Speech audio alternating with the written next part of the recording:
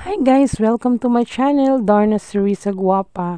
Buti na lang kahit holiday ngayon, meron pang Walter Mart guys. So ito yung binili ko. Binili ko siya guys kasi every morning, hindi na pa ako kumakain ng rice. So yan yung kinakain ko kasama ng kape or minsan naman tsaa, tea. Yung iniinom ko guys, so healthy living. Napakasarap kaya niyan guys, Nutella. So ayan, kumuha ako ng 4. So ito ang aking gift certificate shopping sa Walter Mart.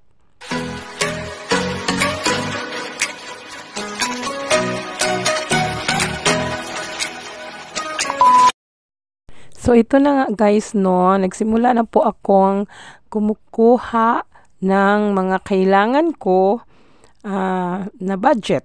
So ayan guys, so meron po akong gift certificate no kasi pag you have may benta ka guys, meron kang gift certificate na grocery. So ayan, so yung gift certificate ko is 1.5. So gagamitin ko siya na ngayon. So ito dito tayo sa mga canned goods or dilata. Ayan.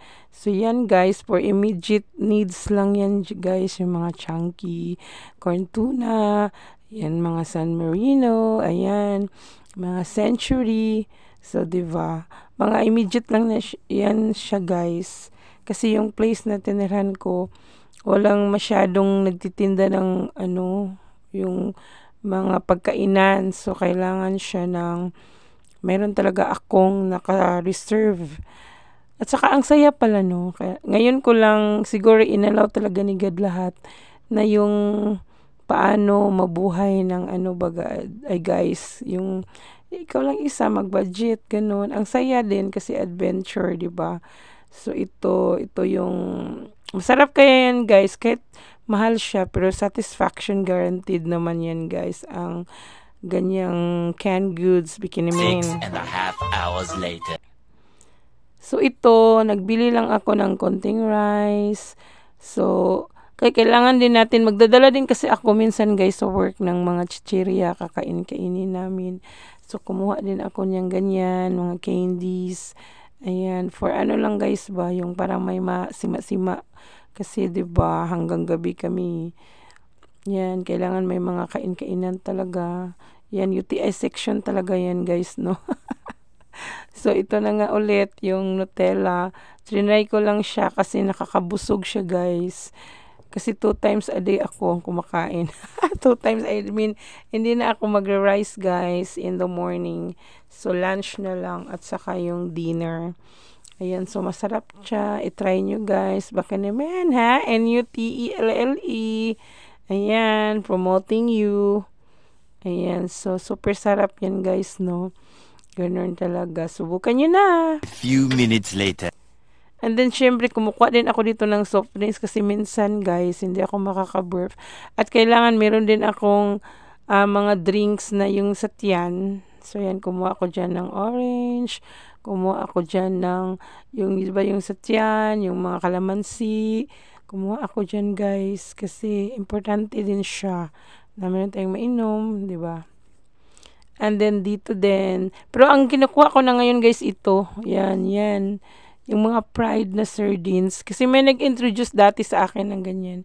Binibilhan niya ako dati, ganun.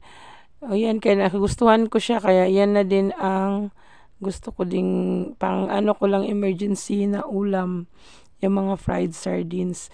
Kahit siya guys, mamahalin sa normal na mga sardines. Pero hindi siya nakakaumay at masarap talaga siya. So, ang pinili ko dyan is yung hot. Yung kasi hindi talaga siya masarap siya guys, in fairness. Ayan, hot spicy. So, yan na. Hindi na yan mawawala sa aking grocery na sinusulat ko na bibilhin para sa aking budgeting. So, ayan, hindi na talaga yan mawawala. Satisfaction guaranteed talaga yan guys, no? So, masaya lang ako sa life ko ngayon, lumalaban, mag-isa sa buhay. At maraming salamat kasi maraming mga blessings din binibigay si God, na si God talaga ang aking provider. Ayan. So, ganito talaga, no? Ayan, meron akong noodles dyan, egg, 1 dozen, meron akong rice. Alam niyo ba, mga subscribers. Yung 2 kilo ko, 2 linggo. Kasi 'di ba, nag-duty ako palagi, so breakfast lang talaga. So, yun na guys. Bye-bye. Thank you for watching sa aking pag-grocery. Babu!